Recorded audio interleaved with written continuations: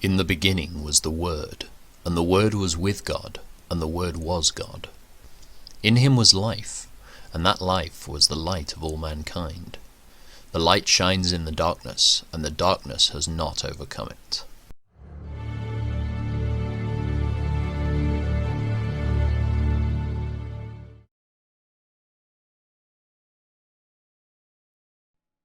Then the man led me out of the temple courtyard by way of the north gateway. We entered the outer courtyard and came to a group of rooms against the north wall of the inner courtyard. This structure, whose entrance opened toward the north, was 175 feet long and 87.5 feet wide. One block of rooms overlooked the 35-foot width of the inner courtyard. Another block of rooms looked out onto the pavement of the outer courtyard. The two blocks were built 3 levels high and stood across from each other. Between the two blocks of rooms ran a walkway 17.5 feet wide. It extended the entire 175 feet of the complex, and all the doors faced north. Each of the two upper levels of rooms was narrower than the one beneath it, because the upper levels had to allow space for walkways in front of them.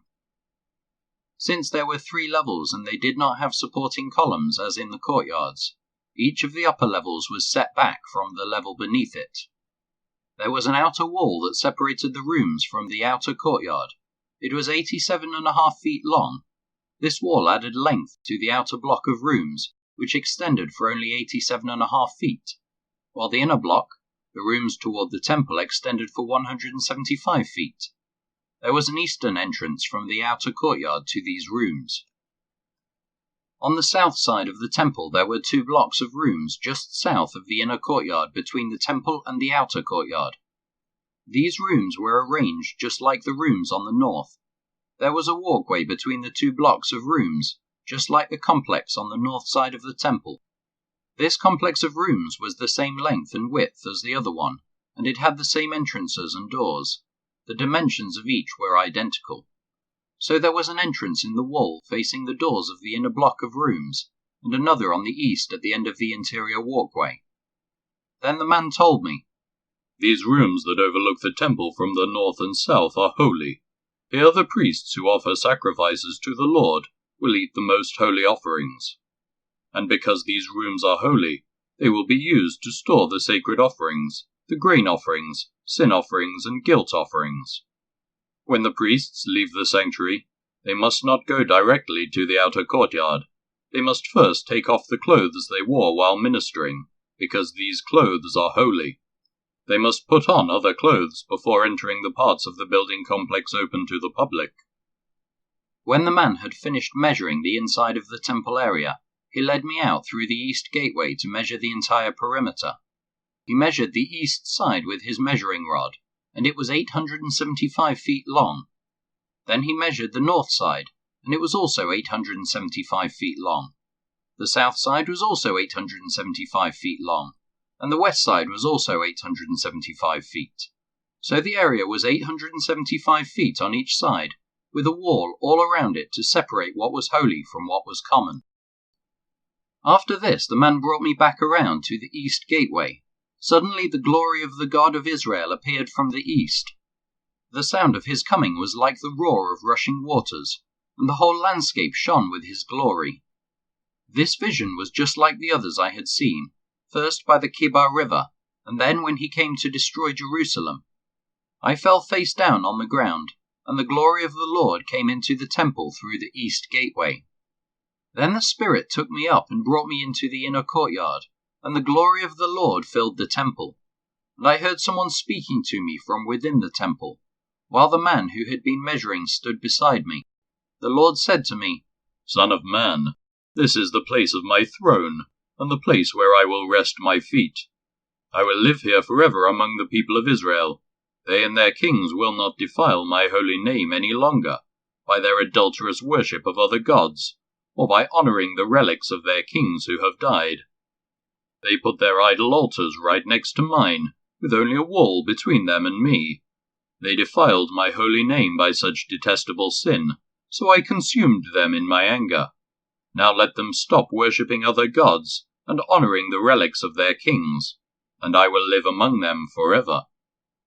Son of man, Describe to the people of Israel the temple I have shown you, so they will be ashamed of all their sins. Let them study its plan, and they will be ashamed of what they have done.